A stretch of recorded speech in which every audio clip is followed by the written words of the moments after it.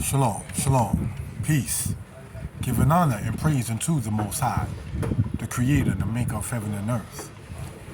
I am here with my queen, she's doing the recording, and we are here in Egypt. Egypt to the Egyptians was called Samatawi, which means the unity of the two lands being what they call Upper Egypt and Lower Egypt. Sometimes their kings wore it in their crown, being the red and white crown. Get the book Egypt Talking Writing, I get into that particular matter.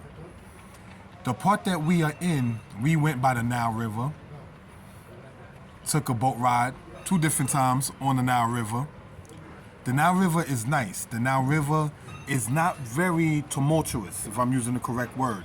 It's calm, it's soothing, if you will, or it's not bad, if we will. Now, of course, it depends on what part you go to. We didn't go as far as the Sudan. Nonetheless, we are still currently inside of Egypt itself. And as pointed out, as we are doing right now within this particular live and so forth. Peace, brother. Peace, my brother. What we are going to talk about is the benefits of traveling. The Hebrew word for travel is the word nasa. And it is a peinun verb, brothers and sisters. This is where you get the journeys from, the word Mas'e Yisrael, or the journeys of Israel. Egypt was known heavily during, say, the time of the patriarch Joseph, the prophets Moses, the priest Aaron. Later on in the situation that you had Uriah during the time of Jeremiah the prophet, or during the time of Jehoiakim of Judah. He came to Egypt. Jeroboam, the son of Nabat, who was the first king of the northern tribes of Israel, he's been to this land. You had other situations where the people were into going into this land. The prophet Jeremiah, when Jerusalem fell, was in this land. So I'm saying all of that to say that there's nothing wrong with traveling. It speaks about the dispersion of the house of Israel, and Egypt being one of the places. Patros is in which you're going toward the Sudan, and things of that kind of nature. So the Nile River has its own name in Hebrew called Yaor. You understand? Now, of course, we know good and well and understand, being of the house of Yisrael, there are certain things, even while on vacation, you just don't do. I'm not bowing down to Sekhmet or Ma'at or Combs or Bastet or Anubis. We don't do that in Israel.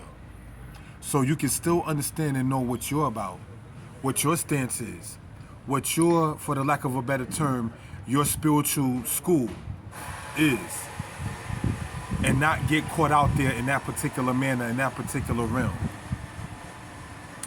As stated, this is not going to be long. For those who do know, been following, we appreciate the compliments, and we encourage you, get your passports, travel, fly, see.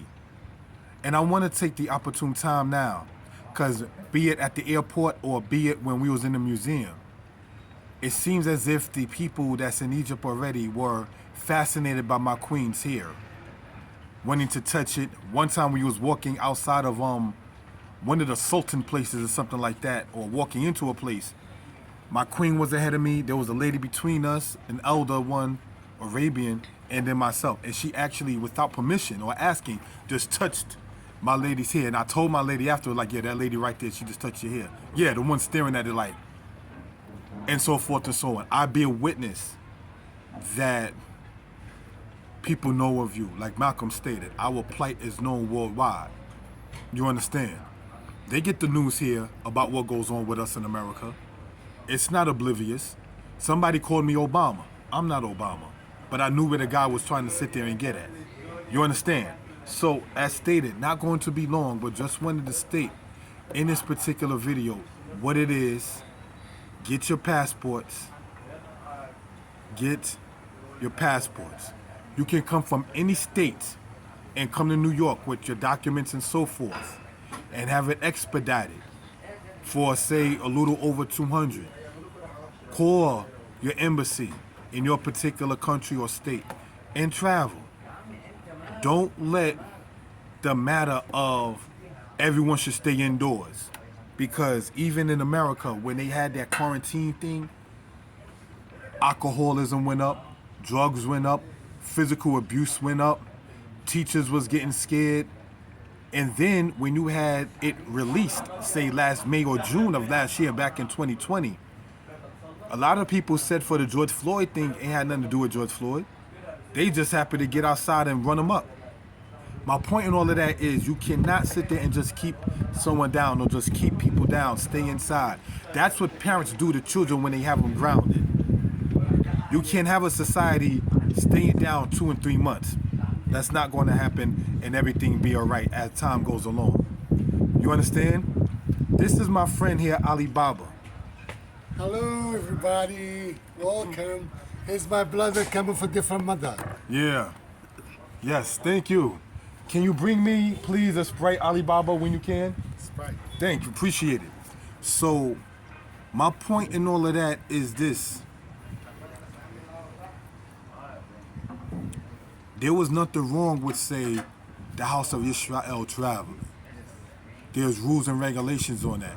Learn the laws of the land where you go to. Don't be like that dude that went to Singapore. Remember, Queen? He went to Singapore and did graffiti. America was like, bring him back after we flog him. You're not coming over here and desecrating our property. You understand? And so not trying to be funny or cynical or anything like that.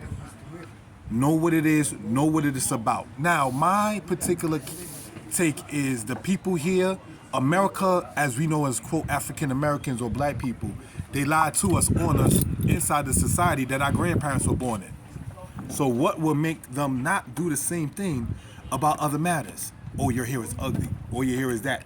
People at the airport, all in my women's hair. To the point my lady was like, it's a good thing I got a temperament. Don't put your hands all in my hair at the checkpoint. They are fascinated by that, what America tried to say is ugly about the people. Then try to put, they did the same thing in the Marcus Garvey era with the West Indians and the South African Americans pulling them one against another. They are masters of trying to divide and conquer. One of the first things I noticed when I came here, yeah, everybody got their own rudeness. It just is what it is. The rudeness, I would say, is the lack of saying excuse me. They'll say sorry before they'll say excuse me. I picked up on that. It's not a common terminology that you hear here. If they bump you, they'll say, oh, I'm sorry, but they're not going to say excuse me first. That's just something I personally picked up upon. So nonetheless, don't believe the hype, the stereotype of this or that. When we were walking by the museums, people were just pointing and fascinated or whatever like that. And this is 2021. We already passed the age of the information highway. We doing videos our own self now. America Online 2.5 has been gone. We on some YouTube stuff. My point in closing out is this. Travel. Get your traveling done. Book your flights, whatever airlines you like. I am not the biggest fan of certain airlines, but pick the one you like. And not playing salesman, come to Cairo and come to the Great Pyramid Inn Hotel, where you see our friend Alibaba doing what he does. Anytime. You have to feel like a home. Always the best. And those who know my channel you know me already. You know me if you know my channel. So, I'm not saying take my word for it, but I will say do know a brother has no time to waste of his own time, money, resources, or wants to be known as promoting something that's bullshit either. So come through, get your passports, travel, fly, do the necessary tests, get your monies up.